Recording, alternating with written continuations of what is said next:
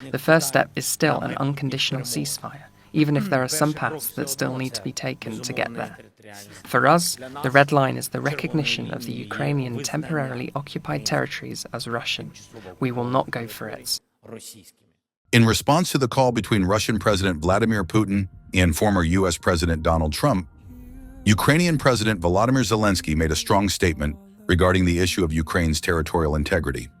Zelensky declared that recognizing any part of Ukraine's occupied territories as Russian would be a red line for Ukraine. This statement came amid increasing concerns in Ukraine over international recognition of the Russian annexation of Crimea and other parts of Ukrainian territory which Russia had illegally occupied since 2014.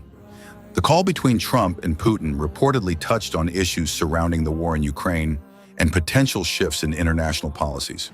Trump's previous comments have sometimes suggested more leniency toward Russia, raising alarms in Ukraine about the possible erosion of international support for their territorial claims. Zelensky's red line statement emphasized that any moves by international leaders, including Trump, to acknowledge Russian control over occupied Ukrainian land, such as Crimea or parts of the Donbass region, would undermine Ukraine's sovereignty and could lead to a breakdown in diplomatic relations. He reiterated that Ukraine would not tolerate any actions that would legitimize Russian territorial claims over Ukrainian land. До оборони, і це гарантія, що життя не буде зруйновано. Це готовність. Що стосується територій... As for the territories, this will probably be one of the most sensitive and difficult issues in the upcoming negotiations. The first step is still an unconditional ceasefire, even if there are some paths that still need to be taken to get there.